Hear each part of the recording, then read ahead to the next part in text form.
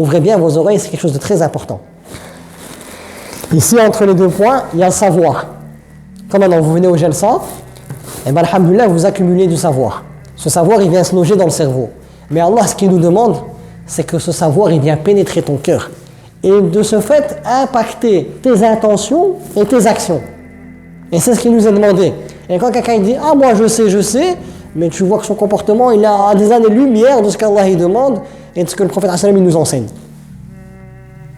Et c'est pour ça que chaque fois on doit se poser la question, est-ce que je suis dans l'accumulation du savoir et ça n'impacte pas mon cœur, ou je suis dans l'accumulation du savoir et je demande à Rabbi de m'aider pour que ce savoir il puisse pénétrer mon cœur, pour que ça ait un impact dans ma vie, dans mes intentions et dans mes actions. Et là je vais vous parler de quelque chose de très important. Le tawhid, c'est le paradis ici sur terre. Et le tawhid, la connaissance de l'unicité d'Allah, c'est ce qu'on fait ici au quotidien au Jalsa. Si tu la laisses que dans le cerveau, ta vie elle ne va pas être impactée. Comment tu vas savoir que tu es dans le bon? C'est quand tu apprends à connaître Allah et que tu demandes à Allah que ce savoir, le fait de le connaître, ça pénètre ton cœur. Et quand la connaissance d'Allah, elle pénètre ton cœur, quand le tawhid il pénètre ton cœur, ça impacte ta vie. Pourquoi ça impacte ta vie? Dans le sens où tu prends conscience de la grandeur d'Allah et que tout est entre ses mains. C'est lui qui contrôle toutes choses, c'est lui le créateur qui a tout créé à partir du néant et c'est lui qui possède toutes choses. Donc Allah subhanahu wa ta'ala, je le mets au centre de ma vie. Et le fait est que tu mets Allah au centre de ta vie et que la connaissance d'Allah elle pénètre ton cœur, ça impacte tes intentions.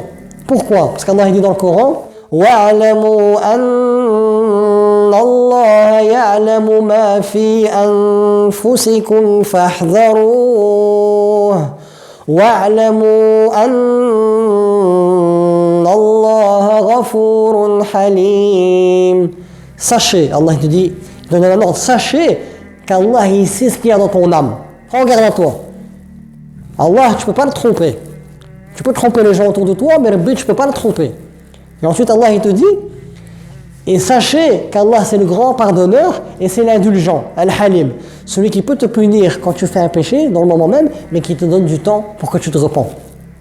Et le fait est que la connaissance d'Allah elle pénètre ton cœur, on sait qu'Allah c'est le Khabir, le parfaitement connaisseur, on sait qu'Allah c'est le Latif, et parmi un de ses sens, c'est qu'il connaît les choses les plus cachées, même ce qui est au fond de ton cœur, tes intentions, etc. Quand tu sais qu'Allah c'est l'Alim, celui qui sait tout, eh bien, automatiquement tu vas purifier tes intentions. Et le fait est que tu purifies tes intentions, ça va même impacter tes actions. Parce que tu sais qu'Allah c'est le Basir, il voit tout. Et qu'Allah c'est Sami, il entend tout. Et qu'il a connaissance de toutes choses. Donc même tes actions, ils vont être faites de la meilleure des manières. Et on revient au but de la création de la mort et de la vie. Il a créé la mort et la vie pour nous éprouver et voir qui de nous va faire les meilleures des œuvres. Donc à travers ma connaissance d'Allah, je suis poussé à réaliser l'objectif de la mort et de la vie. Et là c'est puissant. Comment je peux savoir est-ce que je suis dans le bon? Est-ce que la connaissance d'Allah a pénétré mon cœur? Je regarde, est-ce qu'Allah, c'est lui qui est au centre de ma vie? Est-ce que ma vie, elle tourne autour d'Allah? Dans le sens, je reste dans le cadre qu'Allah m'a légiféré. Mes intentions et mes actions, eh bien, elles sont beaucoup plus pures. Si oui, alhamdulillah, là je sais que je suis dans le bon.